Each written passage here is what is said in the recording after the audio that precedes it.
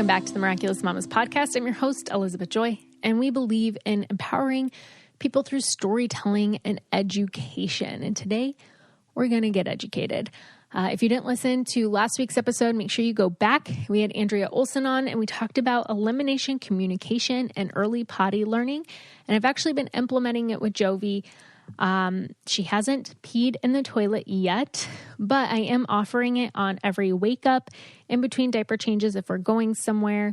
And I'm trying to catch her poops, but she doesn't really signal. She'll just be like really quietly playing. And then all of a sudden I get a whiff and I'm like, did you just poop? Every once in a while she gets grunty, but, I just got to pay more attention to that. Today she did sit on her little toilet twice and make the psst sound. She sits down and goes psst, and then she stood up and peed on the floor next to the toilet. So, I got to work on that. I was like, wait, no, so close. But she's getting comfortable sitting on there. She just sat on her toilet and played for a while, her mini toilet that's like portable, which was fun. Just watching her sitting on there and just being interested in it. So we're working toward it, just getting her familiar with everything and the routine of it all. So I'm excited to keep you guys in the loop, keep you informed on how it's working out for me. And I want to know if you're doing it and if it's working out for you.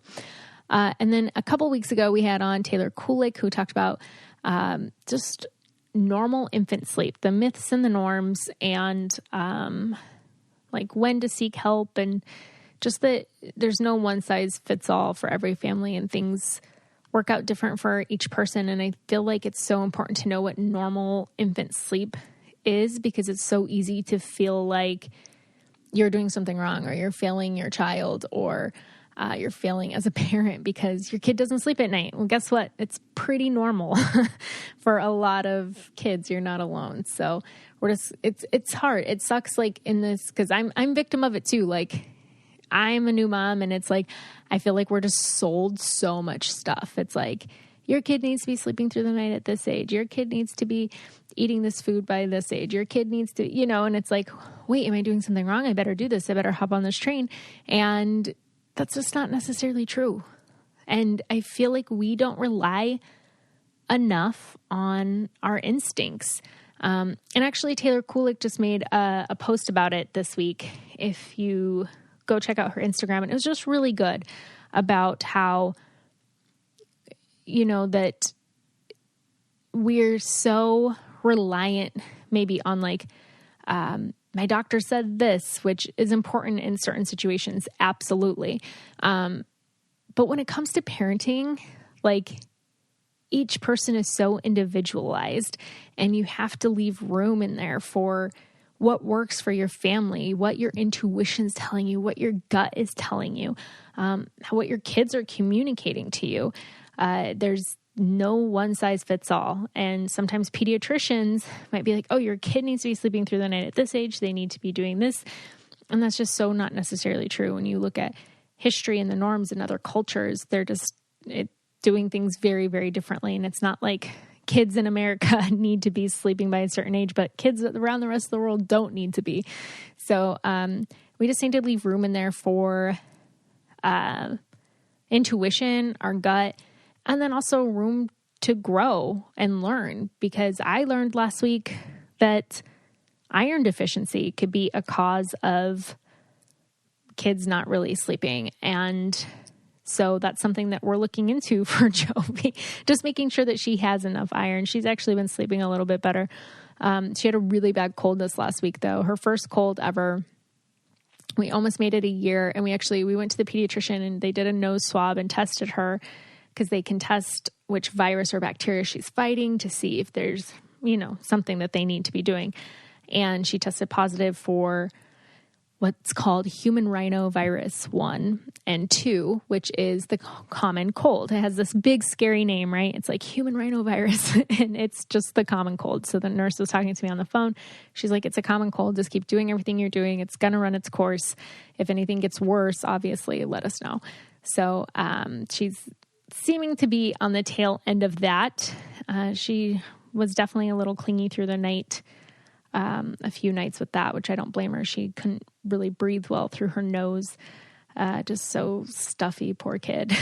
But we made it through. And like I said, we're almost at the end of it, but she's been sleeping better. And I've realized that she may have been overtired. Her naps have kind of been a little bit off. She's definitely fighting that second nap. So I'm feeling like we might need to transition to one nap, although it seems like a little bit early. But when we do one nap, she seems to sleep better at night. If I push her morning nap back a little bit, she takes a good nap and then seems to sleep better at night. So it's trial and error for us and I think for everyone. So we're all just kind of figuring it out together. If you guys are listening to the podcast and you are not subscribed, make sure you hit that subscription button and leave us a review. Reach out to me. Let me know who you want to hear on the podcast, who you want on the podcast, what topics, and I will do my best to try to make that happen. I'm so excited about today's episode. I have Nora DeBora on, and she came on before, and it's really exciting because a lot of you have reached out to me and said that you started working with her.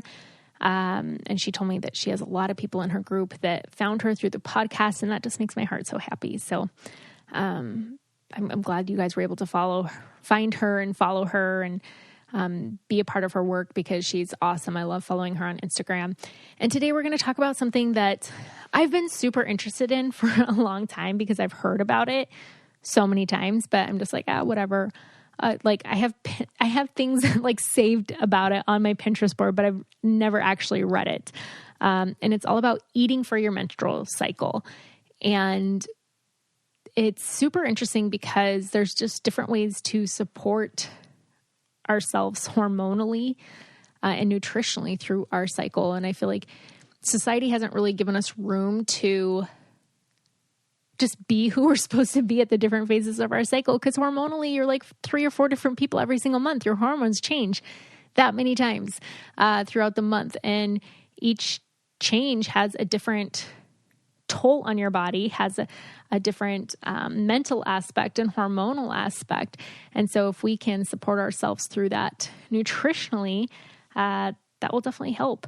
So I'm super excited to have you guys hear this interview with her today.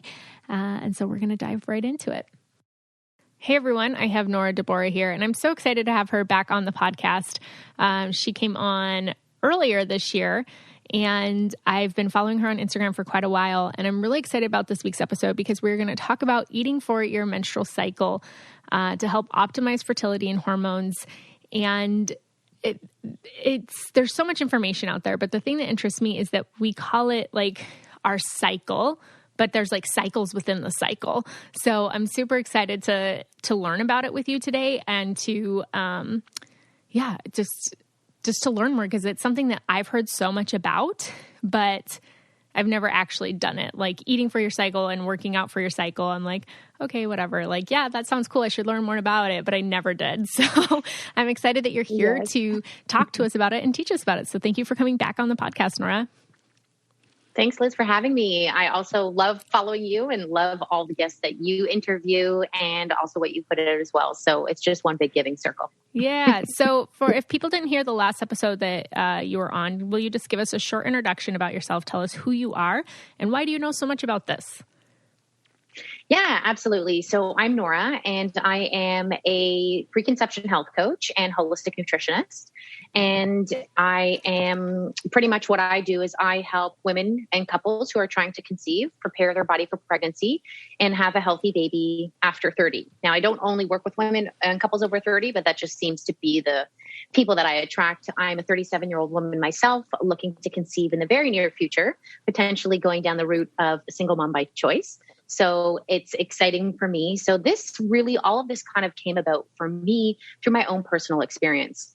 I moved from my corporate job into kind of the health and wellness world back in my early 30s. So I've been in this industry, in this space for quite some time.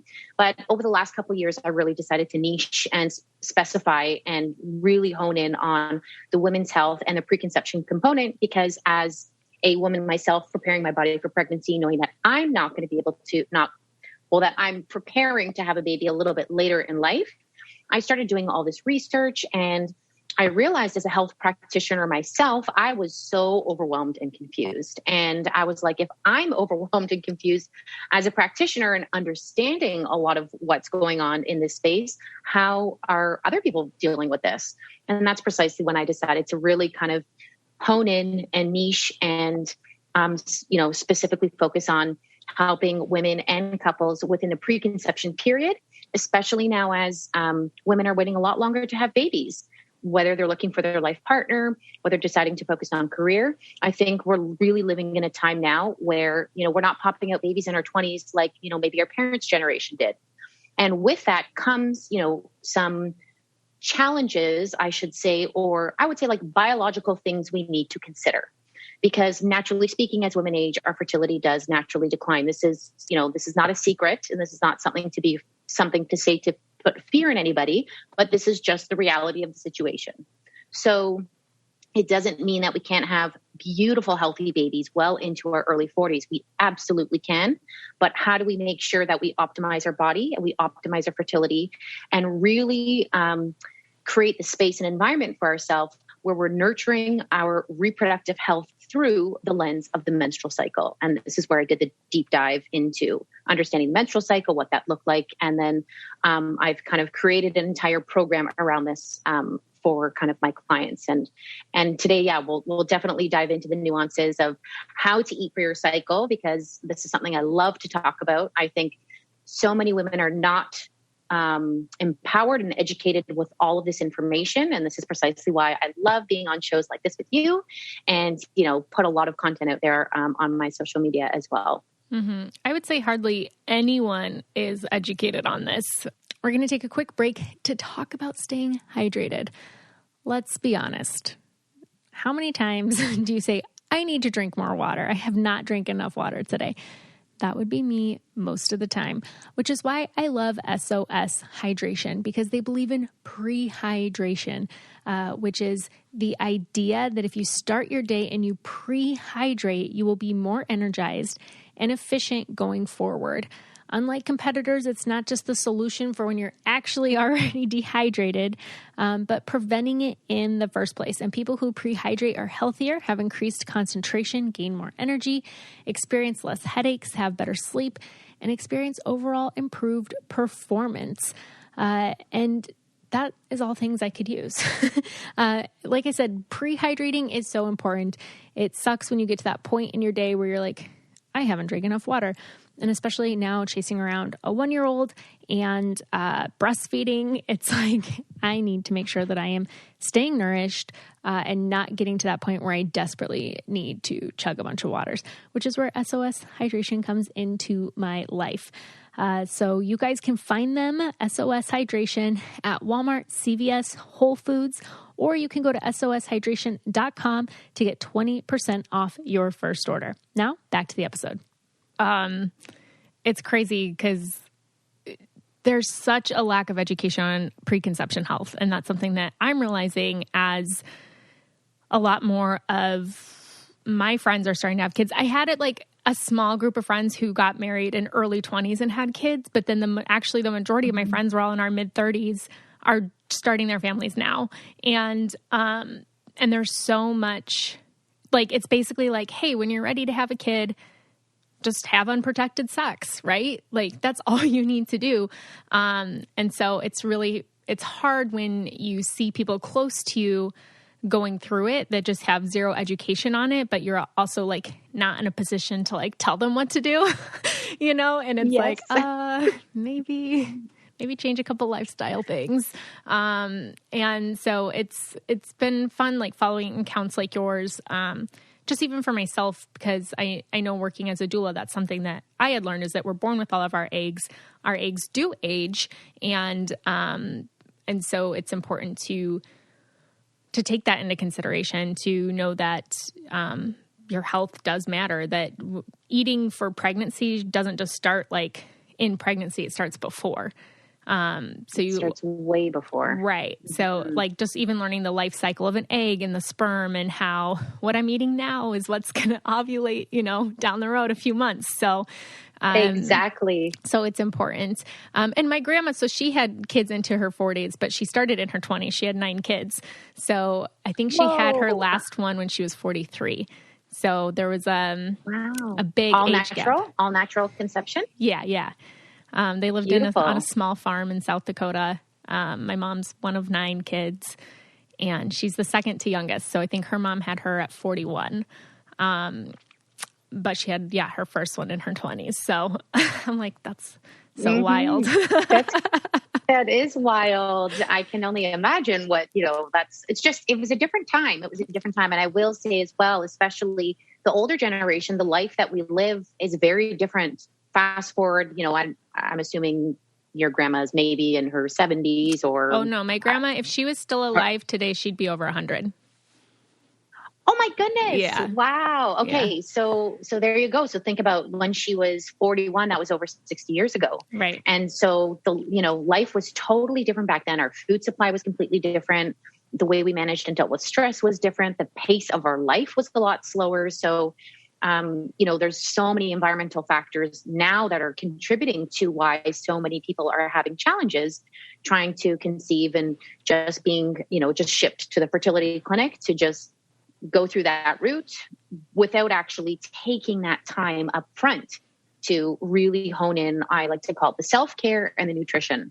Self-care, the whole umbrella is the lifestyle component, but really hone into those 2 pieces because their bodies were designed to conceive, right? Mm-hmm. Like this is what we were designed to do. Right. So let's dive into, your period is a sign of your fertility. So your period, I love Lisa Hendrickson Jack. She came on the podcast a while ago and she wrote the book, The Fifth Vital Sign. And I love talking with her about that because I'm like, she's like, your period is a vital sign of your health. So if there's something off with your period, there's something off with your health. And we're, again, just taught to treat the period. Like here, just cover all symptoms, take this pill, and then you're fine. You have no more symptoms of it, right? So, but that's actually your body's way of telling you, hey, something's off. We're not okay. So it does start with your cycle. In order to have a pregnancy, you have to have a cycle.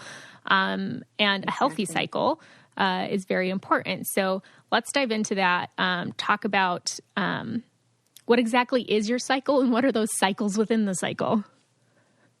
Absolutely. So as Lisa is actually a teacher of mine. I'm doing her fertility awareness practitioner program, and I love it. I'm learning. I have her book. I learned so much from her, but I get to be on live with her every week. So I feel so grateful for that. But that being said, exactly, I want to reiterate what you said. Your period is your monthly report card. That's how I want you to think about it. It's your monthly report card on how your hormones are doing every single month. So generally speaking, we all we start our cycle usually in and around age 12, 13, 14. This will change based on the person. And as we age, our cycle does change slightly, but generally speaking, we have what's called kind of healthy parameters around a cycle. So on average, a cycle is around 28 to 30 days. And within that cycle, there's 4 weeks within that cycle. Now, again, I'm going to be speaking in general terms just because we're on this podcast, but every woman's body is a little bit different. So I don't want, if you're listening and you're like, I don't fall into exactly what Nora is saying in these parameters, doesn't mean you need to freak out. Just know that there is a little bit of wiggle room here. But generally speaking, the cycle parameters are length. We need to look at length, 28 on average, 28 to 32 days. And then we look at the actual period, which is week 1 of the cycle. What does the period look like? You should have a nice crescendo effect, heavy up front, and then it slowly tapers off without any spotting before or anywhere mid to late cycle. You should only be seeing red in the week 1 when you're supposed to have your period. And then with that as well, we also, as we move into week 2 of the cycle, we start to generate a lot of cervical mucus. And that's because we naturally have estrogen rising. So I'll get into the nutrition components for a moment, but we look at the cycle as entire length. Then we look at the actual period. And then we look at, do you have cervical mucus? Is that something that is being produced in the body? Because cervical mucus is key for sperm to survive. And so having this as kind of like a biomarker or a parameter to look at this is going to give us some more information about our health. And last but not least, the parameters of a healthy cycle is to look at the luteal phase. So the luteal phase is pretty much the phase after we ovulate. It's the post-ovulatory phase. And this needs to be within, you shouldn't have a luteal phase that's less than about 11 to 12 days. If you do, that could be known as what's called a luteal phase defect, because we naturally have progesterone that rises in the second half of the cycle, and we need that progesterone to get to a certain point, especially if we get pregnant, to have that pregnancy to stick. So the luteal phase needs to be nice and strong, anywhere between 11 to 15 days. But if it's like uber long or uber short, that could show that there's a little bit of a sign of an imbalance in the body. So understanding and knowing those kind of parameters around a healthy menstrual cycle, what I love to do with my clients in my community is help women kind of optimize their cycle or help them rebalance their hormones using nutrition through each week to help them master their cycle. So if you're down, I'd love to jump into week 1. Yeah, let's get into it. Okay, so week 1 is menses, which is known as the period. Day 1 of your period marks day 1 of your cycle. And when we get our period, we're obviously losing blood. And because we're losing blood, we're actually losing a lot of iron, magnesium, and B vitamins, because these are essential nutrients that are in the blood that we are losing as we have our period. So when we are in our first week of our cycle, we also have to remember that all of our hormones, or our key fertility hormones, estrogen, progesterone, and testosterone, are very, very low. They're at their lowest states. And this is precisely why we feel a little bit tired. We feel like we want to stay home. We just want to cuddle up. We don't want to go anywhere. We don't have a lot of energy to socialize. This is really a time for us to kind of nest and kind of be kind of into our self-care routine quite a bit and nourish ourselves. So there's certain foods that I love to recommend during this time. And the first one is iron boosting foods, because when we have our period, we lose a lot of blood, and this is going to really take out a lot of iron from our body. And iron gives us a lot of energy. So I say to my clients, or anybody who's listening, in week 1 of your cycle, stick to iron boosting foods. So do you know, Liz, do you have some ideas of what iron boosting foods would be? I know red meat is iron boosting. Yes. Yes. Yes. Exactly. So I actually do say, some of my clients are like, I don't like to eat a lot of red meat, Nora. But, if you're going to eat red meat at any point, eat it in week 1 of your cycle. So I would 100% say yes. Grass-fed, hormone-free red meat is amazing to have in week 1 of your cycle. In addition to that, we really want to boost up magnesium and B vitamins. And magnesium and B vitamins are great in the form of dark leafy greens. So you can get this from kale and spinach. And in addition to that, pumpkin seeds. So pumpkin seeds are really good for week 1 of the cycle. And last but not least, there's a really kind of interesting food group that I love to share that a lot of people are like, oh, I never thought about that, which is actually sea vegetables. Are you familiar with sea vegetables, or do you use them at all in your cooking? Well, I like seaweed. I'm a huge seaweed snacker. And then yeah, that's a sea vegetable. I'm trying to think. I know like there's different like kelp or nori type things, but I've always seen them just like more in like powdered form, not necessarily in like cooking form. Yeah, so you're absolutely right. So those are sea vegetables. We've got our wakame, we've got our kelp, we have something that's called kombu. But if you can find these sea vegetables, kind of some of them come in powder, you can find kombu, and it's like, it kind of looks like this. It's really, really hard, but then when you start to boil it, it really softens up. But these sea vegetables are loaded with tons of minerals, including magnesium and iodine, which is so key for fertility, along with B vitamins. And what I love to do as like a little tip, I would say, is, for instance, look up kombu when you get a moment, KOMBU. It's one of the easiest sea vegetables to start adding into your kind of weekly regimen, just by boiling it in rice, adding it to stocks or broth that you're boiling on the stove, and use it as kind of like, it kind of sits in the food as you're boiling whatever you're boiling. And then so that the food actually pulls out all the nutrients from it.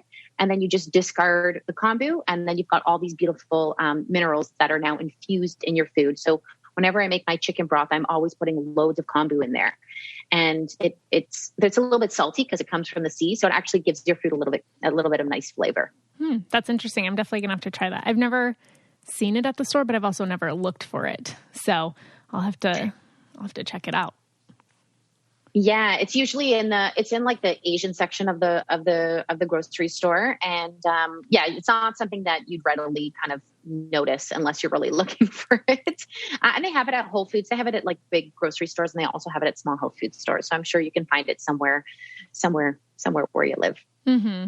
We are going to take a quick break to this episode to share with you a sponsor that has helped change my wardrobe and my confidence, and that is Stitch Fix. I am not somebody who enjoys shopping, but I desperately needed a wardrobe makeover. Most of my clothes I've had for like 10 years and some of them I haven't even worn. Have you had those like items in your closet where you're like, I'm going to save this because I'm going to wear it one day? Well, I finally went through, got rid of tons of stuff and needed to replace them with some good staple items. And it was important to me to buy items that I know that I can just throw on that I'm going to feel good in.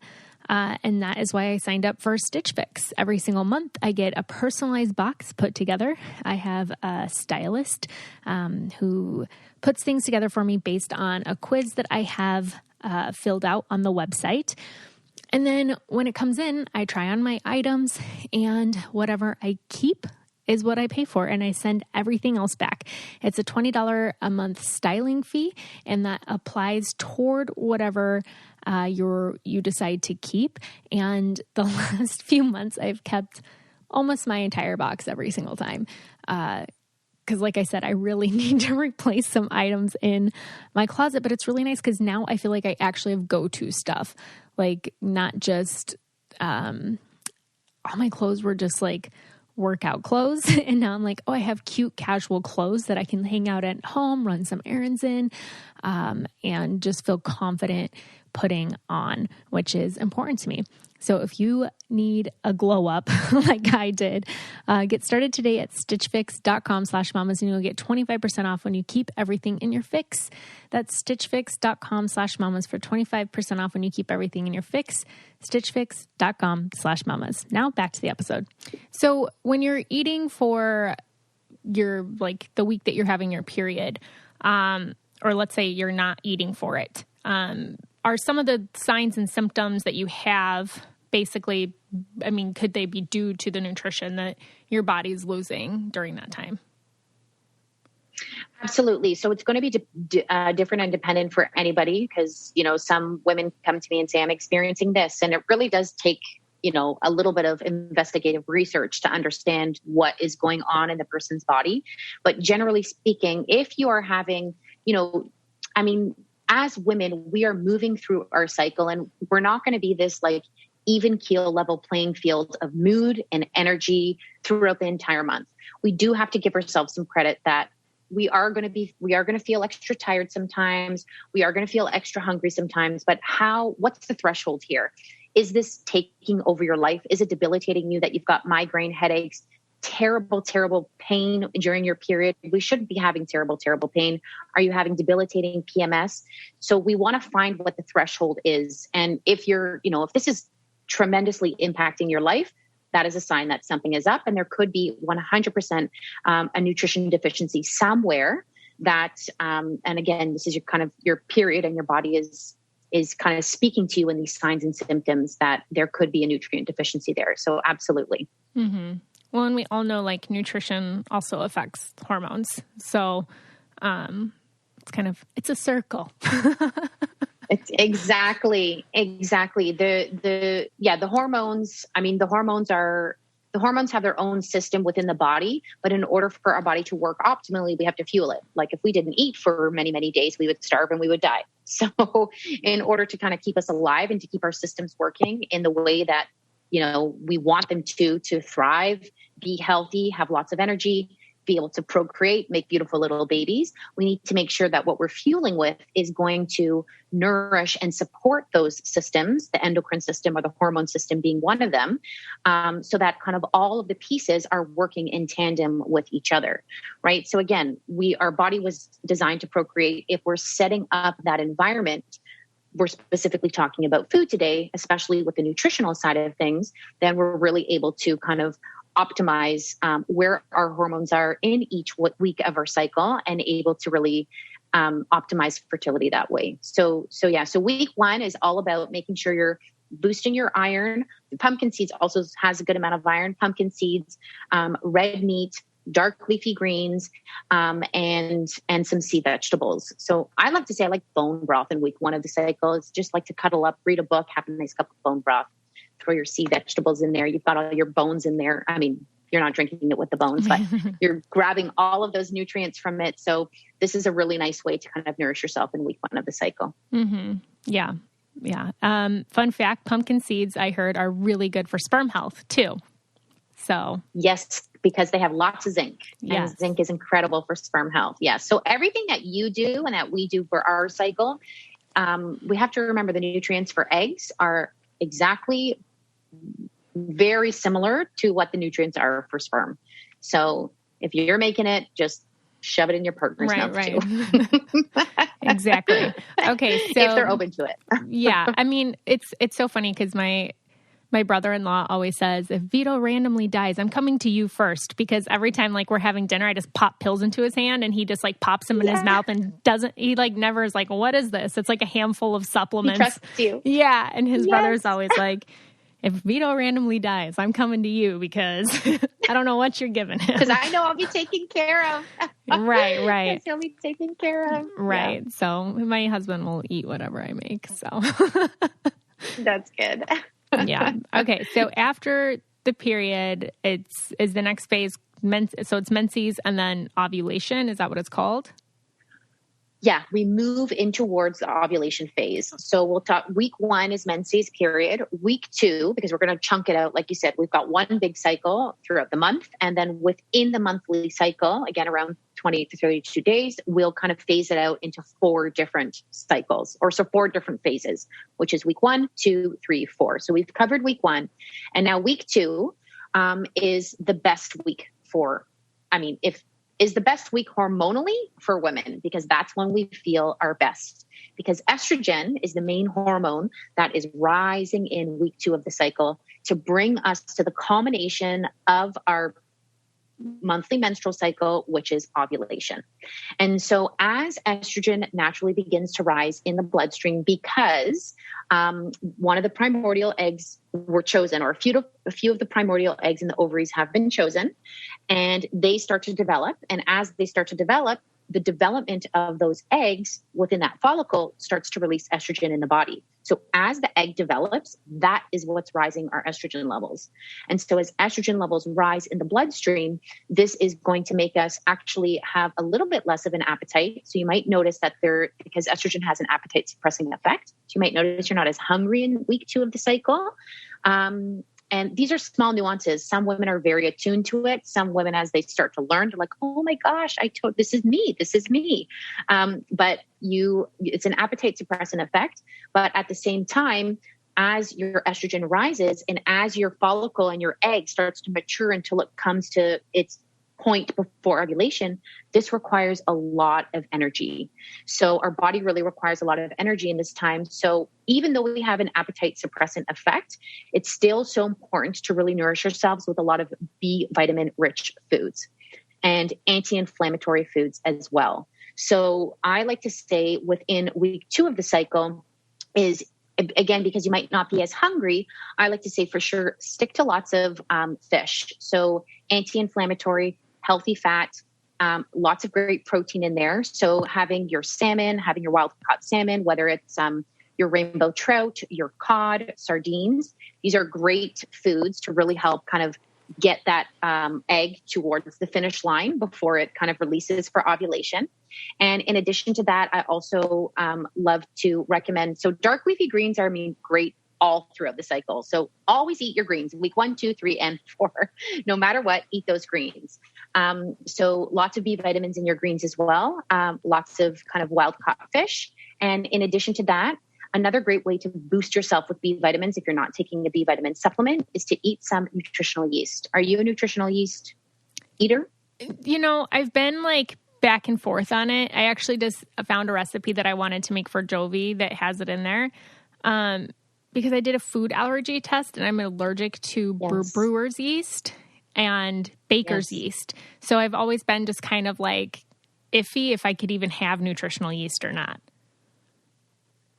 Interesting. All right. So I'm somebody who loves a good challenge. I don't know if you know this about me, but I climbed Kilimanjaro, which was one of the most physically challenging things I've ever done besides having a baby. And then I ran a half marathon and I didn't think I'd be able to do it, but I did. And I'm that type of person that if you give me a Rubik's Cube, I'm going to sit there with it as long as it takes to try to solve it and figure it out. And so, I like being challenged. I like solving puzzles. And I like incorporating fun little challenges into my daily life now as a mom, which is why I play Best Fiends, the match 3 game that has tons of puzzles to solve. Right now, besides the regular levels, there's these side levels that you can play based on different characters. So right now I'm trying to complete a bunch of those because you get a lot more points and it's just like an extra fun little challenge. So I've been playing a lot of those lately. And some of those levels are really hard. I'm not going to lie. But like I said, I like a challenge and I'm competitive. So I'm like, I'm going to beat this level, which is why I like Best Fiends. It's a little mind game, a little puzzle solving, and a little break from my day. And so right now you guys can download the 5-star rated puzzle game Best Fiends free today on the Apple Store or Google Play. That's Friends without the R, Best Fiends. Now back to the episode. So I know you did the allergy test. Was this the one that you did many years ago before you had Jovi? Yeah, it wasn't like really, it was more food sensitivity. It just basically, I don't do great with like yeast, which makes sense for the brewer's yeast because for the last few years, I never did great with alcohol. Like I would have one drink and be puking my brains out. So I like alcohol I don't drink at all anymore. Just like the other night I was like, oh, a glass of wine sounds good, but I just didn't even have one because I'm like, I'm going to feel like absolute crap. Like I could maybe sip a quarter of it, but alcohol just like really, really affects me. So I don't know. I'm just like nervous with yeast. I do some baker's yeast though now. Like I have this organic whole grain bread that I love and I'll have. And I don't necessarily think that it like makes me feel like crap or not, but I've heard so many great things about nutritional yeast and I want to use it as like a substitute in some things too. So, I have it in my cupboard. I was actually going to make it today. So I guess we'll see. Yeah. See how you feel. Try it out, right? Like your body will tell you whether or not it agrees with you. But nutritional yeast is loaded with B vitamins. And what you'll notice actually, if you eat enough of it, you might notice, I don't know if anybody listening takes a B complex or some sort of B supplement, but when you actually take B complex and the way your body metabolizes it, I see you nodding your head. You know what I'm going to say, right? Your pee is like your bright. Pee is fluorescent yellow. Yeah, exactly.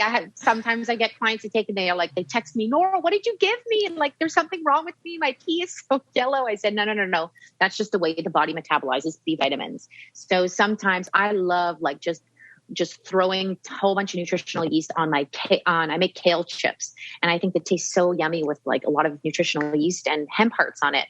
And so sometimes I just eat the whole batch all in one sitting. And then I go to the bathroom and just from the nutritional yeast, I'm getting that kind of fluorescent yellow pee. So if you see that, if you eat nutritional yeast, don't be alarmed. It is normal. It is okay. It's just the way the body metabolizes it. So yeah, I would say in week 2 of your cycle, you want to ramp up those B vitamins again to make sure that you're giving your ovaries that energy to kind of get itself to the finish line before it ovulates. Your appetite is naturally a little bit more suppressed. So stick to, your clean eating, your whole, lots of healthy fat and lots of healthy protein, specifically in the form of, fish here. You could do the salmon, the cod, the rainbow trout.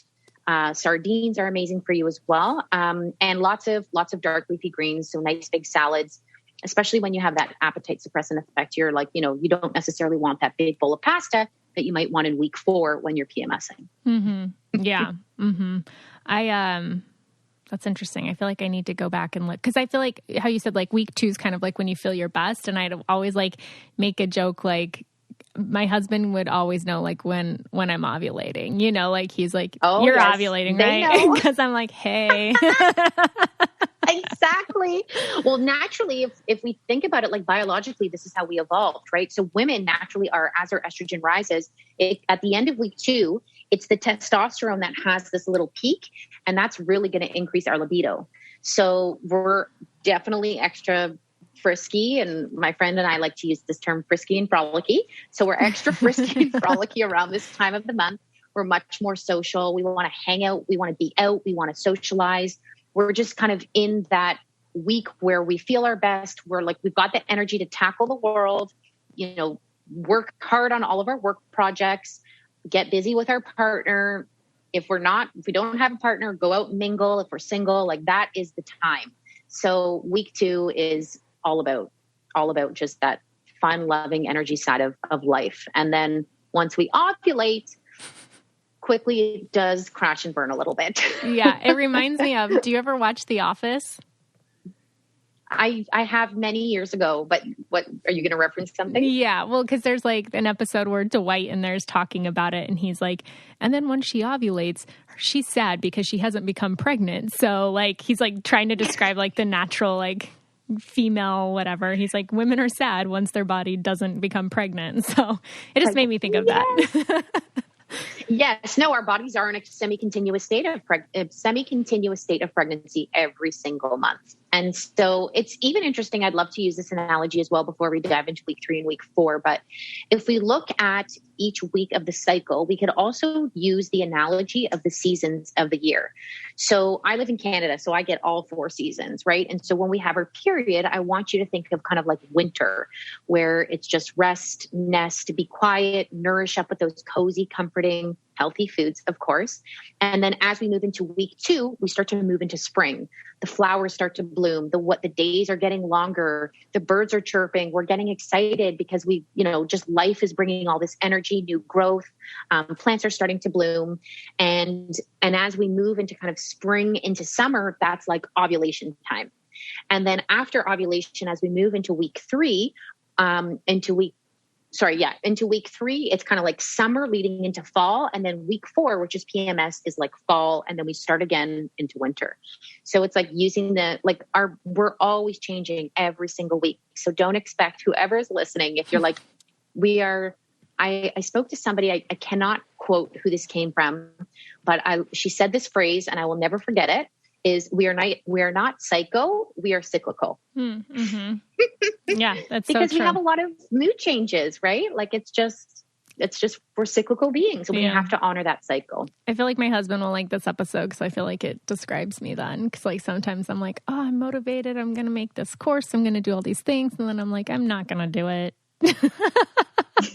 And then I'm like, I'm just gonna. You're like, then I'm like overwhelmed, right? Then I'm like, oh, I'm just so overwhelmed with everything. And then I'm like, I just have to focus on other things. And then it's just like, it literally is like a repeated cycle of my life over and over. Yeah, exactly. It's like, how in tune with ourselves are we? Like we can get our partner or anybody who lives with us to, I'm sure they could give you feedback on this stuff. If you're like, hey, what am I like?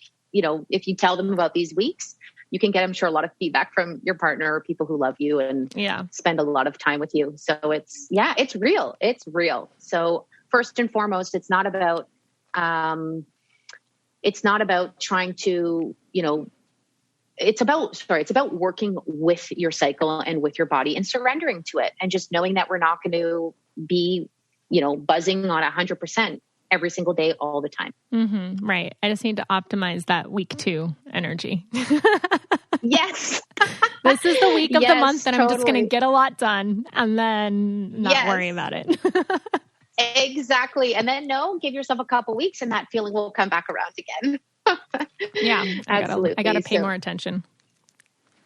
Yes. And so one last thing I'll share with your listeners as well before we dive into the luteal phase in the second week of the cycle. So for the first 2 weeks of our cycle, when estrogen starts to rise and gets to its culmination point before ovulation, this is known as a follicular phase, right? Because our pituitary gland is talking to our ovaries, and it's releasing what's called FSH, follicle stimulating hormone, to stimulate that follicle, to release estrogen, to finally get that egg to ovulate. So in the follicular phase of the cycle, have you heard of seed cycling? Yes. Is this something that you've heard of? Yes. Yes, exactly. So there are a few different seeds that I would love to share with your listeners now, is in order to kind of help that ebb and flow of hormones that I'm kind of talking about through each phase of the cycle. In the follicular phase, in the first 2 weeks of the cycle, by consuming pumpkin seeds and pumpkin and flax. Pumpkin seeds and flax seeds are incredible for helping kind of boost that estrogen level and get you and support that follicular phase of the cycle. So a lot of women who are looking to prepare their body for pregnancy or start to conceive, they do what's called seed cycling, where they cycle pumpkin and flax seed in the first 2 weeks of their cycle, and then after they ovulate. And as we dive into week 3 and 4, I'll just share what the seeds are now, but they are sunflower seeds and sesame seeds.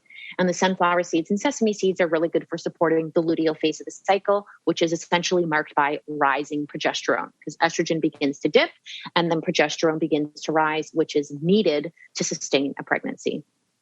Interesting. Yeah, I've definitely heard of it. And I've seen like on Instagram, like little charts or whatever showing it, but I've just never done it. Yes. Well, I do want to mention that you did mention this at the beginning. There's a lot of information on this.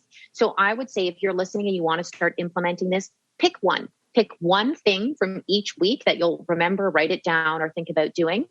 And just start there. You don't have to dive into the deep end head first and try and do it all at once, because if you're in week 2 of your cycle and you're like, yeah, I'm doing all this, by week 3, you're gonna be like, I'm overwhelmed. I don't want to do this anymore. Mm-hmm. Yeah. I feel like for me, I do better when I kind of have an idea of what I'm going to make for the week, because otherwise, like right now, especially with having an almost 1-year-old, I'm like, at the end of the day, there's just decision fatigue. So the last thing I want to think about is what am I going to make for dinner now, which I've been doing. I haven't been the greatest at planning. So, what would be fun for me is to basically plan like a rotating menu. So like this week, we're going to have this next week, we're going to have this, and then you just rotate it. And so then you're almost like incorporating those foods in. So I like to have like 3 staple meals, like a week that I know my family's going to love. So there's like taco night, or I have this like enchilada casserole, or, like different things that like, the family's going to love. It's quick, it's easy, whatever. So like have a few of those things in every night. And then then you have like a couple of random items that you might change out weekly. So I feel like if you like planned it so that you have this rotating menu, then you're not like constantly thinking like, what am I going to make? And how am I going to fit these things in? And I have to make sure it incorporates this. Exactly. Right. Exactly. So maybe that in the first couple weeks or the first 2 weeks when you're building that in, it's like, oh, we're going to do pumpkin seeds, or I'm going to put in pumpkin seed butter into my smoothie in the first 2 weeks of my cycle, or whatever that is. Exactly. I love the way you said that, just building it into, so you're not getting bored and doing the same thing all the time. Yeah, which I've been doing lately. I'm like, we're going to do this again because it takes one pan to make it. So I'm not doing a lot of dishes and I have all of the ingredients. So we're good. Yes. No, we have to be kind to ourselves and just, you educate and learn, and it takes time. It takes time to build all this into your life. It's when I went to holistic nutrition school and then got out, it took me a few years to really implement everything that I had learned. And I saw a huge drastic change in my health over those few years. But, I wanted to implement everything right away. And then it's a slow progression. It doesn't happen overnight. So I just want to remind everybody listening to not put too much pressure on yourself and just celebrate your daily or your weekly wins, even if it's as small as drinking enough water that day. You know what I mean? So, for sure. I know that like me and my husband, sometimes we go through this like all or nothing. It's like, okay, we're cutting out everything bad. We're doing whatever. And then as soon as you screw up, it's like, well, I ruined it, blah, blah, blah. And it's like, you know what? Why don't we just work on eating a little bit better? Like, instead of like, exactly. Okay, we're doing no sugar ever. It's like, how about you just control yourself when you have it instead of like, you don't have to eat 6 cookies. You can have 1. And, so that's like been something that we've both been like, okay, so we don't have to, it doesn't have to be all or nothing. Cause he and I both kind of like have that personality. So it's like, okay, let's do 80, try to do 80-20, let's try to eat as healthy as we can during the week. If you're craving something sweet, that's fine, whatever. And then, we order pizza on Sunday or whatever it is. Because it can be super overwhelming, especially when you're like, you learn all this new knowledge. And for me, I feel like I've had so much of this knowledge for so long about healthy eating, but then I'm like in this phase of life right now where it's freaking hard. Like I like just trying to work and to mom and to whatever. So there's days where I'm like, can you just pick up dinner on the way home? Because like, I can't right now. Like I'm tired, whatever. So there is a lot of grace that goes into it. And knowing that you're doing the best you can and it doesn't have to look perfect, I feel like is really important. Yes, really important that I want to make sure everybody remembers, and just try and remind yourself of that all the time. And again, we tend to focus on what we haven't done or what we don't have, when in actuality, it's like just changing that perspective and focus on what we have done, right? Because we're still making amazing wins throughout our day. And there's still a lot of great positive things that I'm sure you can look at your day and tick off and be like, well, I did this. I fed my daughter this. Okay, I'm winning. I'm good to go. Right, exactly. Yeah. All right, let's move into week 3. So week 3 and week 4, which can be the most challenging weeks for a lot of us, because this is precisely when kind of premenstrual syndrome starts to kind of kick in, because that's the phase of these last 2 weeks. So week 3, so after we ovulate, the egg gets released from the follicle. And, there's about a 24 to 36 hour window that egg gets to be fertilized by a potential sperm. Now, as soon as that kind of happens, that follicle that was housing that egg then starts to kind of disintegrate and turns into something called a corpus luteum. That corpus luteum now starts to release progesterone in the body. So estrogen and progesterone production all comes from the ovary. It all comes from that egg that started to develop in the follicle. It gets released, and now that follicle is disintegrating and it's starting to release progesterone now. So as progesterone starts to rise in week 3, estrogen begins to drop. So we've got kind of like one going down and one going up. And as progesterone starts to rise, this is a recipe for indigestion and blood sugar, highly sensitive blood sugar fluctuations. Our insulin is a little bit more sensitive in week 3 and week 4 of the cycle, which is precisely why a lot of us have cravings. And so what I love to say, I'm going to kind of give you in the luteal phase in the last 2 weeks of your cycle. It is so important. I mean, it's important to do this every week, but really honing in on this in the last 2 weeks of the cycle is stabilizing that blood sugar. And I know we did an IG, we talked about this at some point, I remember, but because remember we were talking about coffee and like stabilizing the blood sugar, when to eat in the morning. Yeah. So I want to remind everybody, if you're going to eat, I highly recommend everybody always eat breakfast within 1 hour of waking if you can, but doing your best to do so in week 3 and week 4 of the cycle, because that is going to kind of start that stabilized blood sugar throughout the day, as opposed to fasting all morning, potentially having coffee, spiking your cortisol, messing up with your insulin, and then it's just a recipe for disaster for the rest of the day. And so when you can really kind of incorporate these small little tools, you'll notice slight differences in your day, especially with mood, energy, and cravings. Those are the 3 biggest ones. So for week 3, what I like to recommend is really ramping up your fibrous rich foods. So waking up in the morning, having your protein and fat fueled breakfast, and then making sure that within week three, let's say, is that we're getting in like soaked beans and legumes. So maybe starting to adding your beans in here, maybe making your chili on week 3 of the cycle. This is where the chili comes in. Eating gluten-free oats, and again, dark leafy greens all the time. And I'll give you one more. Apples are a great one. Apples have lots of fiber. So really sticking to high fiber, rich foods, and also making sure that you're stabilizing your blood sugar by starting your day with lots of protein and lots of fat within 1 hour of waking. Mm-hmm. Yeah.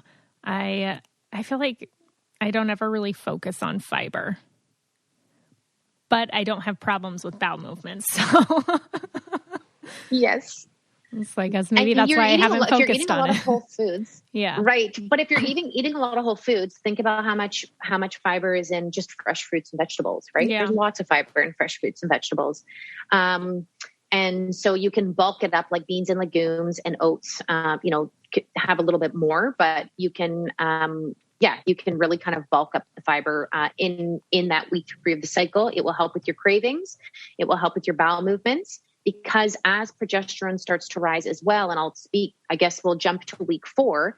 In week 4, when your progesterone might be kind of at its highest peak, progesterone also can stimulate a little bit of constipation. So you'll also notice that your bowel movements change throughout the cycle, right? So the reason why rising progesterone will make you a little bit more constipated is because, again, your body thinks you might be pregnant. And if you're pregnant, your body wants to take as much nutrients from the foods that you've eaten, which makes you a little bit constipated. So it's really cool the way the body kind of works and is designed to do what it needs to do to optimize fertility and potentially have a natural conception. But rising progesterone does make you a little bit constipated. So if you notice that, your bowel movements do change in week 3 and 4 of the cycle, it could be related to higher progesterone. And if that's the case, just make sure you're drinking lots of water and getting in those fiber-rich foods to make sure that you are kind of still maintaining healthy, regular bowel movements every day. Mm-hmm. Now that you say this is TMI, but usually like right before I get my period, TMI. I like don't poop for a day and then I get diarrhea and then I get my period. Interesting. Well, rising estrogen will make your stool loose. So sometimes your stool will be looser in week 1, and usually at the end of week 1 into week 2. But I mean, again, everybody's body is different. Maybe is that always, like, now that you think about it, is that kind of like it's pretty normal repeated pattern that you notice? Yeah. I'm like, I'm going to get my period. Like, I won't poop for a day. I won't have diarrhea, but I'll have like a loose stool, basically. Looser stool. Yeah. Mm-hmm. And then I'm like, oh, okay. That's probably why. Okay, here it is. I know it's funny because this happens to us every month, but then every month when it comes around, we're like, wait, what's happening? And they're like, oh yeah. It's like, we need to have like a reminder across the toilet for being like, right. Where are you in your cycle this week? Because this is what you're going to be experiencing. Mm-hmm. So you said getting a high fiber, high fat breakfast is important in week 3 and 4. But then you also mentioned like adding in oats. Would you recommend that then like as a snack later then? Not maybe for breakfast, but maybe as a snack? Okay. So yeah, absolutely. So there is a way. So I'm going to say one thing about oats. So oats on their own, they're great because they're fiber rich foods, but they're purely carbohydrates as well. So I want to remind everybody and anybody who's listening here, if you are having some oats or a bowl of kind of like, bowl of oatmeal with some, if you're making kind of like homemade oatmeal kind of porridgey type thing, I want you to make sure that there is protein and fat in there, because the oatmeal itself, just the oats, will significantly spike that blood sugar on its own, right? If you're just having a big bowl of oats with, some water and milk, and then you're throwing it on sliced banana and raspberries, that's carb, carb, carb. Now there's fiber in there as well, which is great. But in order to make sure that we're leveling out that blood sugar, we're not just spiking it because of all these carbs, that's when I would say add in like 2 tablespoons of hemp seeds. So you're getting the protein and fat. In addition to that, you could add maybe half a scoop of collagen powder and just mix it in. So you're getting that protein in there. In addition to that, when you're garnishing your oats, then you can just put maybe like a tablespoon of nut butter. Almond butter is delicious on like a little bowl of oats. So that's a way to really make sure. So you could actually have something like that for breakfast as well, because, you're adding in the protein, you're adding in the fat, you're using the oats as the base. right? So think about it as a base, not just eat a whole bowl of oats and just the oats, because that's going to spike that blood sugar and it's going to go through the roof. And then it's just going to start the yo-yo for the rest of the day. Is that helpful? Yeah, no, that's totally helpful. I've tried adding in like protein powder before and it never turns out good. To me, it's like, I don't know, it changes the flavor. So I feel like collagen would be good because it doesn't really taste like anything. I would start with half a scoop of collagen, maybe do like a tablespoon of collagen, just depending on how big your oats are. I agree. I don't like protein powder in my oatmeal. I find it's just too chalky and it just, I don't, which is precisely why I use the hemp seeds instead.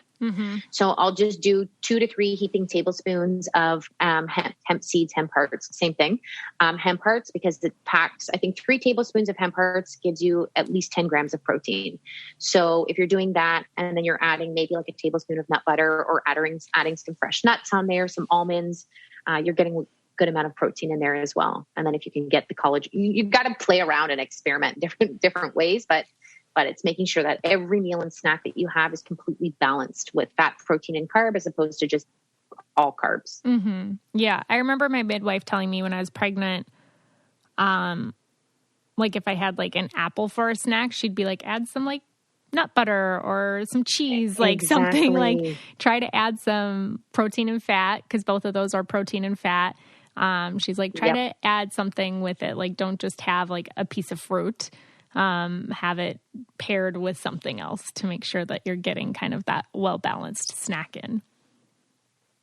Exactly. And I mean so I want you, like everybody listening, to know that you should actually be eating like that all the time. Now, specifically when you do get pregnant, you want to really make sure you're eating like that, because your blood sugar is much more sensitive. And if, I know you've been pregnant, and I'm sure you can attest to those blood sugar dips and the, feeling hungry kind of right away. I mean, so you want to make sure that everything that you are eating is balanced. But in my opinion, and I mean, I do this myself for my own body, my own health, and with my clients, I say, whether you're pregnant or not, especially if you're preparing for pregnancy, making sure all your snacks and your meals are balanced. So always have an apple with, a handful of almonds, or a banana with 2 tablespoons of nut butter, or if you're going to do a fruit smoothie, add a big scoop of protein powder in there. So that's a big tip that I hope everybody can take home with them.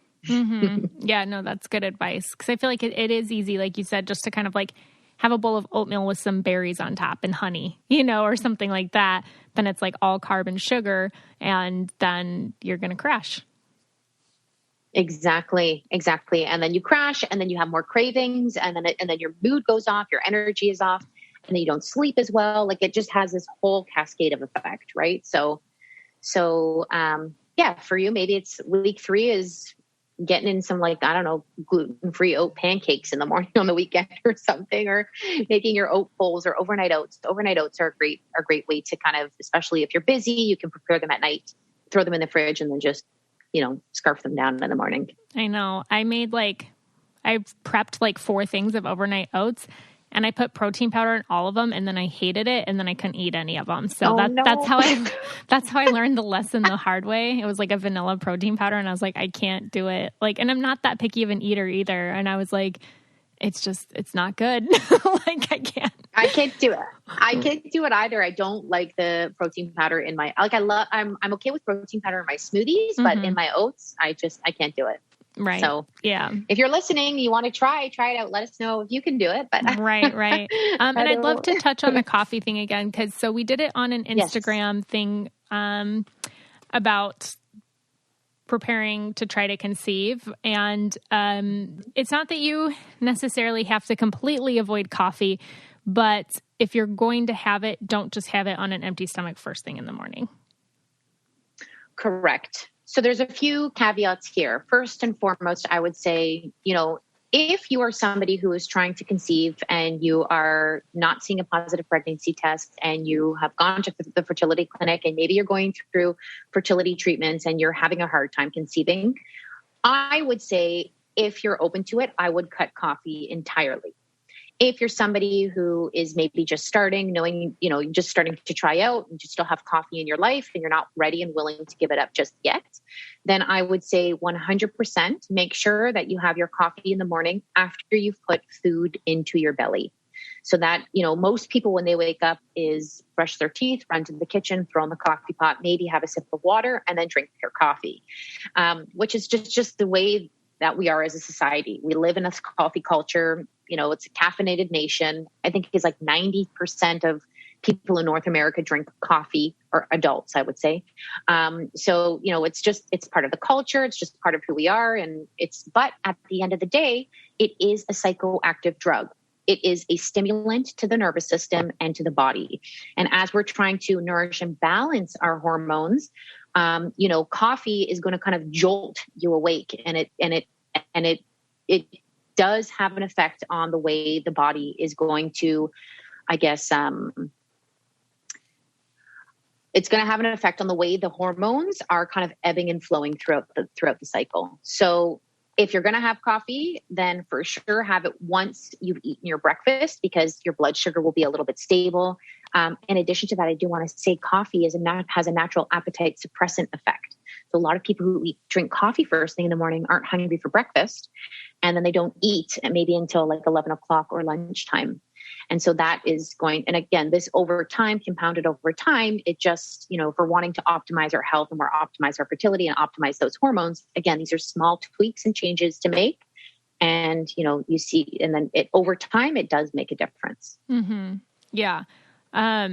We gotta like change the saying, like in the mom culture, it's like, but first coffee. Like there's all those sayings like, but first, it's like, no, but first breakfast, then coffee. Just take a couple bites of something like before you get that in. Exactly. And just try it. Like I always tell because this is a sticking point for a lot of my clients. They're like, don't tell me to give up coffee, Nora. And I say, you know what? Just humor me and try it. Try it for a week or wean yourself off. We do it in a way that depending on how much you drink, but just try it and see what happens. I literally just had a client voice note me today and be like, I gave up coffee for 3 weeks and I just had some again and I had so much anxiety. Just because of the way it started to make her heart race, it spikes her cortisol. So she's like, I can't believe this. And she was an avid coffee drinker for many, many, many years. And she's in her late 30s preparing her body for pregnancy. And I said, can we kick caffeine? Let's see, let's do this. I'm going to hold you accountable. Let's go. And so she did it. And then she's like, I have to let you know, I had some coffee. And she's like, I've never felt so anxious. Mm-hmm. She started to get all this anxiety in her chest. Her cortisol spiked through the roof. So it's kind of like when we're clean and we don't drink and then we have a little bit of booze and then we're like, oh, I feel like terrible because I'm the same. I'm the same as you, Liz. I don't drink. And if I do have a drink, then I'm like, oh, my body's too clean for this. Yeah. I don't think my body's too clean. Definitely not as clean as yours is. Pretty clean. Definitely not lately. But it's just, I think, it just has an effect on me. But you had mentioned when we did the Instagram thing that matcha, like if you need caffeine, not that you, whatever, like matcha green tea is like a much cleaner option that maybe doesn't cause such a drop in blood sugar. Yeah. I mean, caffeine is caffeine at the end of the day. You're getting caffeine from coffee, matcha, yerba mate, green tea. But, as a option, for people who are looking to kind of start to wean off coffee, I do like to say, if you want, go from the coffee and then switch over to matcha or green tea and maybe have that for a week or two, lower the dose. And then actually inside my private Facebook group community called the Preconception Coach, I actually have this document on how to wean off coffee based on how much you've had so that the withdrawal symptoms are not as intense, because you will feel the withdrawal symptoms if you're an avid coffee drinker. So you can kind of mitigate that a little bit. And there is a way to kind of wean yourself off. But I will say, if you do stop coffee or you do slowly wean off of it, you might be a zombie for the first 3 or 4 or 5 days. But if you can stick to it and you'll get over the hump and the finish line, and your sleep quality will improve, your energy in the afternoon will improve, your cravings will decrease, dissipate. Like it really does have a tremendous impact in the other areas of your health and your life as well. Mm-hmm. I've never been an avid coffee drinker. I've always gone through phases. But this whole last year, I have caffeine like a couple times a month, maybe. But I do make decaf coffee like a couple times a week just because I love like I put the collagen in it and some stevia and the warmth. But even that now I can't have every single day. Like most days I wake up, I'm like, I don't really want any. But then I'll wake up one day and be like, that sounds good. So I make some decaf and do it. But I've never been able to do like a Starbucks or Dunkin' or Tim Hortons, right? Like just dark roast, whatever that is. If I drank like 2 sips of that, I would have that anxiety. I would feel like I'm instantly going to poop my pants and that I'm like sweaty, my heart's racing. So if I am going to have coffee, like I like it at home because I like growing up, I loved the way my dad made it. Like it wasn't like this crazy strong, whatever. But yeah, it's definitely not. I actually had a Starbucks not too long ago and I got a decaf because I'm like, I might explode if I haven't. Yeah. But yeah, I mean, for me, it's not like a big deal I could never have it again and be okay. Right. And that's precisely the kind of point I want to drive home is that for everybody, this is going to be different. And this is why I said, even at the beginning, like, you are your own individual, take an audit of your health and yourself and see what areas you're like, there's a little bit of a gap here. I know I can improve a little bit here, and just pick one thing and just start to work on that for a week. And, somebody might be like drinking coffee 3 times a day, and for them to go cold turkey, I mean, depending on their personality and depending on the individual, maybe that works best for them, but maybe for them, it's just going down to 2 cups for a week and then going down to 1 cup. And so everybody just needs to kind of honor where they're at. And again, everybody's going to be, I'm like you, I'm very sensitive to caffeine. And like, if I had, half a cup or 5 sips of, the dark roast, exactly the same, my day is done because my anxiety is through the roof. Mm-hmm. So yeah. I totally feel my you husband on that. And I joke though, like even when I make the decaf, just the smell of it, when I smell the decaf, I'm like, I have to poop. Like my body's like, oh, right. It's the time to go to the association. bathroom. It's the association. Yes, totally. Absolutely. That's totally normal. I used to bring all my girls up to my cottage, to my dad's cottage up north when we were in high school into early university. And I had one girlfriend who was like, Nora, whenever I get up to the cottage, I always need to go to the bathroom. She's like, I don't know what it is. It's just association of like being up north in the country air. We're going to have a great girls weekend, but now I have to poop. Right. Yeah. Mm-hmm. Yeah. It's just the smell of it. Well, I mean, there was so much information in here. So, I love that you said like, just try working on one thing or try to remember like, hey, like, I'm going to incorporate this thing in. I have a really good homemade granola recipe that I can share that has flaxseed in it, and you can add pumpkin seeds in it.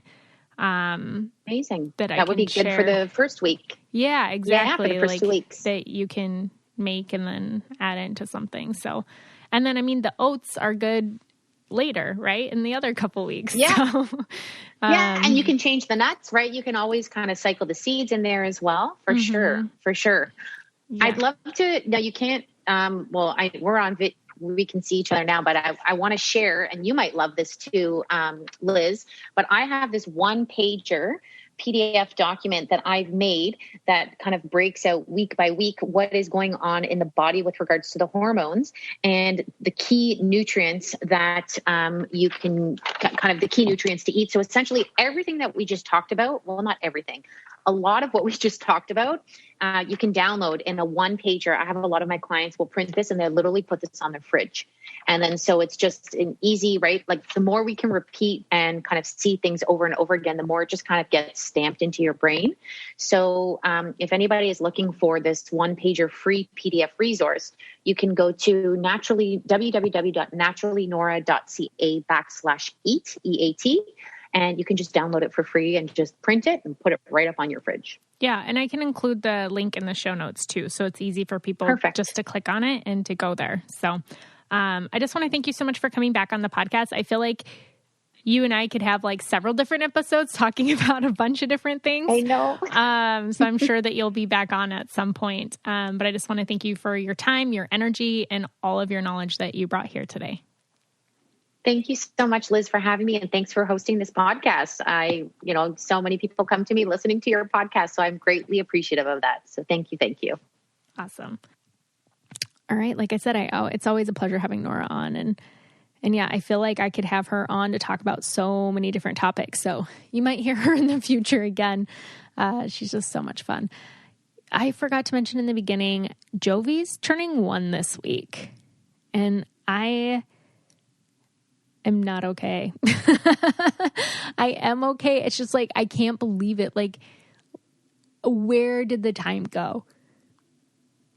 Like, how is she 1? I feel like almost every single day lately, I go back and I look at these pictures of when she was just this tiny little peanut. And I'm like, oh my gosh, like, it's just so wild watching them at this age learn and grow. It's like every single day she's learning something new. She's trying to figure something out.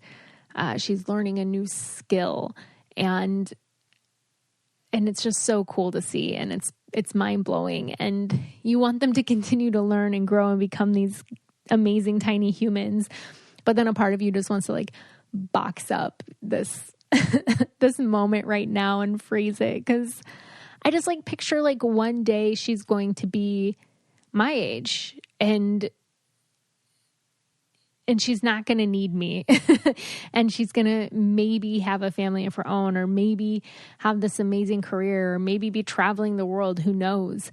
Or maybe she'll still be living at home. Who knows? But she's just not going to rely on me and need me. So I'm just trying to soak in these moments of breastfeeding her 100 times a day still. And just her snuggles. She just loves to give kisses and snuggle up. So just really trying to enjoy that, because I know one day she's going to be like, Mom, don't kiss me. And I'm going to be like, you kiss me.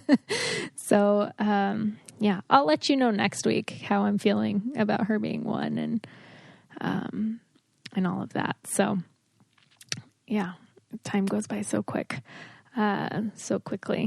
but it is what it is. We can't freeze it. It's probably for the best. Well, I hope all of you guys have a great week. We're heading into September, which means, excuse me, my voice is like going out on me, which means it's almost fall. I mean, it is that pumpkin spice season, and I just want to decorate my whole house in fall, and I am ready for that. So, like I said, send me your favorite fall recipes, because I'm ready to do some fall bacon and some fall cooking. I'm also really ready for cooler weather. It was so freaking hot this last week. So yeah, happy almost September this week, guys. And I love you, and I'll talk to you next week. Bye. If you want to be the most interesting person at the cocktail party, well, hop on over and listen to the Brain Candy podcast. Our award-winning content will have you laughing while you're learning. We read all the best articles, books, and studies, and keep up with new TV shows, documentaries, and pop culture. And then we cram it all into 2 shows a week. Conspiracy theories, cannibal rabbits, unsolved mysteries, the history of the Walkman. There's something for everyone. The Brain Candy podcast. Find our link in the show notes. Or simply search for the Brain Candy podcast on your podcast app.